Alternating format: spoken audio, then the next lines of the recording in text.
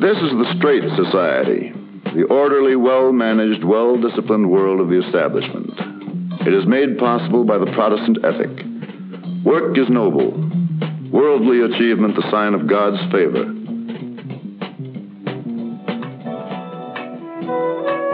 But not everyone embraces these hallmarks of success.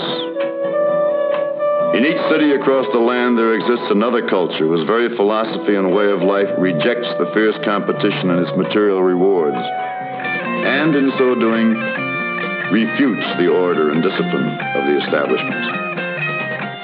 The hippies, perhaps more than any other social phenomenon, brought the drug issue to the surface, for most of them are children of middle-class and upper-class families.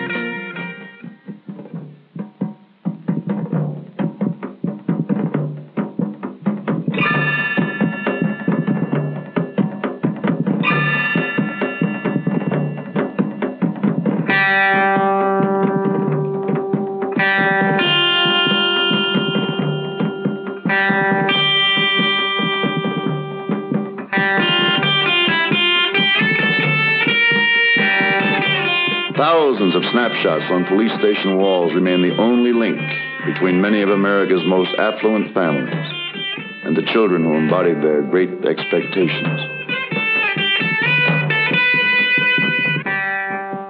Nearly everyone in the hippie community smokes marijuana, whether they call it pot, grass, hemp, gauge, joint, or Mary Jane.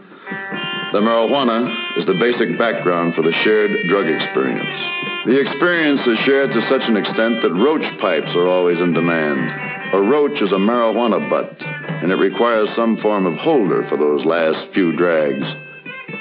The new generation, whether they are runaways or rebels and residents, use marijuana as a symbol of discontent with the basic values of the establishment.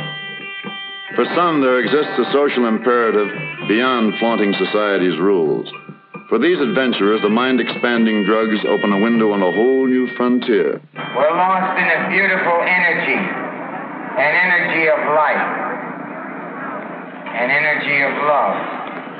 It's the energy that's in every living entity. It's that energy that we can't know about before we're born, and the energy that's going to happen to us when we die. But we know about the energy before us, man and woman and child and animal. Not kill animals, not kill a fly. And if we love all that energy, we'll love life so much that we'll never die, because you'll be so sure that you're part of God and part of that life energy, that universal poetry of love.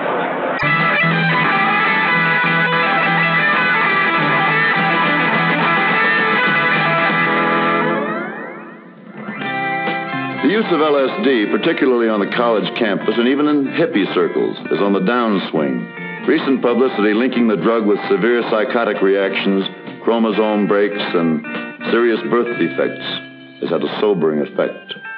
In the runaway colonies, those who forsake LSD seem to move in one of two directions: meditation or methadone.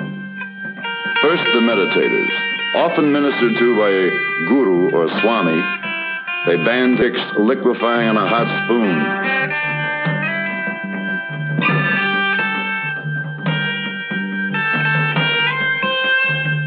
Methadone, perhaps the fastest jolt found so far in the amphetamines, can be counted on to provide a 6-hour surge of euphoria.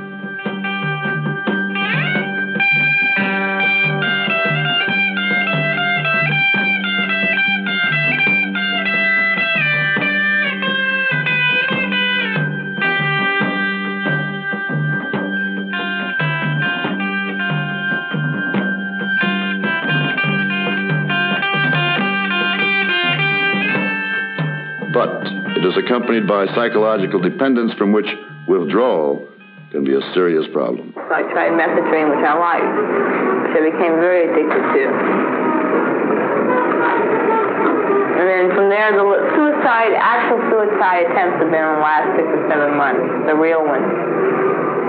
All the attention I got, I was sent to a psychiatrist who taught me how to play chess at age 9. I wouldn't talk to him. So then my parents got quite upset because of the money they were spending. So then I tried again. They took me away from the psychiatrist for a while and changed schools on me.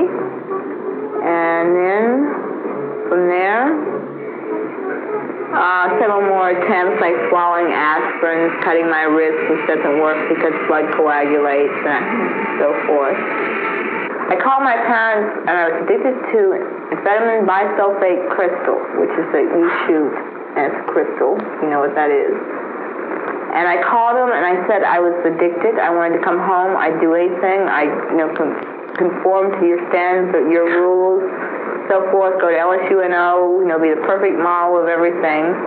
And they said, no, you upset the family, and sent me off to Oregon. And I was through 5 days, cold turkey, on a Greyhound bus going to Oregon.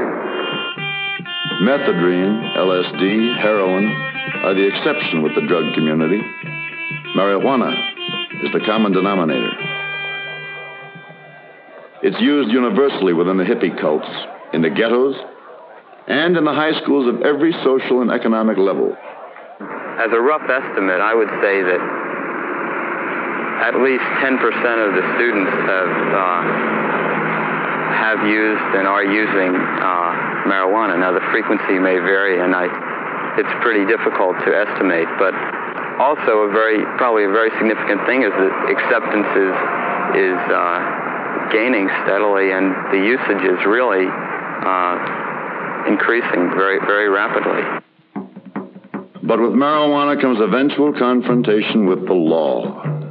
Even though many authorities consider it less harmful than alcohol, its mere possession, in the eyes of the federal statutes, brings a minimum of 2 years and selling a maximum of 40. Listen, if we got a few seconds, I want to say something about what happened to Barry McGuire. Barry McGuire wasn't holding any grass, and he wasn't doing anything. He got busted anyway. And he's on his way down to Malibu jail now, and his wife is trying to get him out, and they're not holding any bread. They've been known to plant things on you, like if you're in a place like, say, the Seven Seas, they'll plant something in your pocket if they want you. And they don't even have to find something. They could find an empty matchbox, and by the time it gets to the lab, it's full of grass. Norm and his friends. This time, New Orleans is the pad. But the complaint against the establishment remains the same. Why should the adults put us down? They have their own kind of drug.